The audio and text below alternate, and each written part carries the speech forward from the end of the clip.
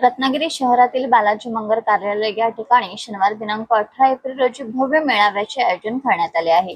या मेळाव्यात कोकणातील आंबा आणि काजू उत्पादक शेतकरी उपस्थित राहतील आणि त्यांच्या विविध प्रश्नांवर चर्चा करून शेतकऱ्यांच्या मागण्या या मेळाव्याच्या माध्यमातून सरकारपुढे मांडण्यात येतील, असे माजी आमदार आणि शिवसेनेचे उपनेते बाळमाने यांनी पत्रकार परिषदेत सांगितले। आणि त्यामुळे डिझास्टर मॅनेजमेंटच्या योजनेअंतर्गत राज्य सरकारने खरं तर केंद्र सरकारला हा अहवाल पाठवणं गरजेचं होतं। केंद्र सरकारकडे ह्या आपत्ती व्यवस्थापनामध्ये नुकसानी देण्याकरता मोठ्या प्रमाणातला निधी माननीय पंतप्रधान नरेंद्र मोदी साहेबांनी राखून ठेवलाय।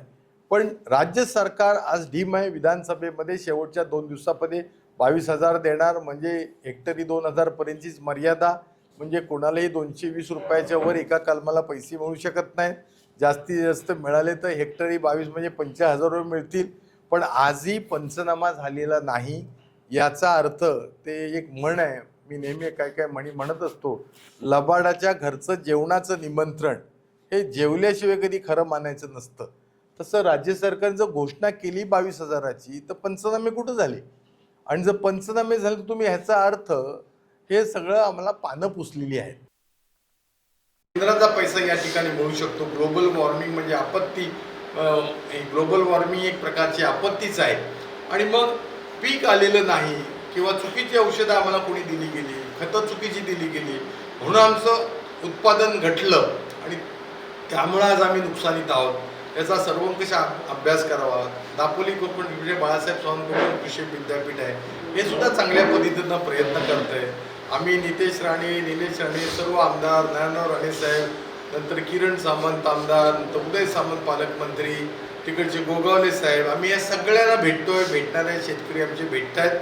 त्यामुळे माझी सर्व शेतकऱ्यांना विनंती आहे आपल्या माध्यमातून की उद्याच्या शेतकरी मेळाव्यासाठी आपला आक्रोश व्यक्त करण्याकडे आपण यावं।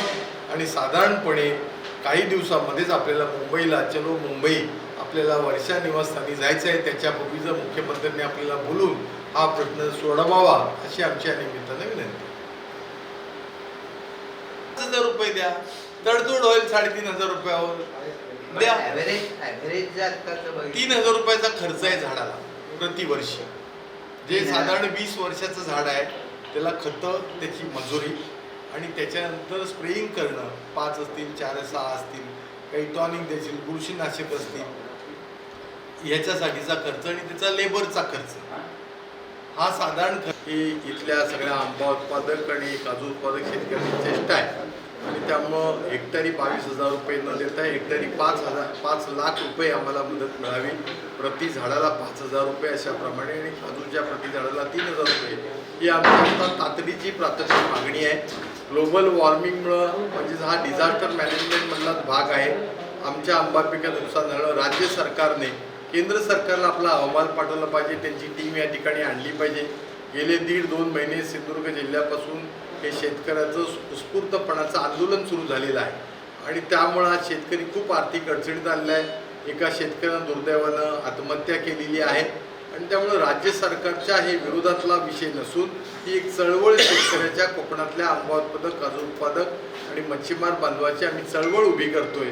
आणि त्यामुळे मी सगळ्यांना विनंती करेन, राजकारणाच्या पलीकडे जाऊन आपण सगळ्यांनी एकत्र येऊन या ठिकाणी या आंबा उत्पादकाला मदत केली पाहिजे अशी आमची मागणी आहे। टाइम्स डिजिटलला लाईक करा, शेअर करा, सबस्क्राईब करा आणि बेल आयकॉन दाबायला विसरू नका।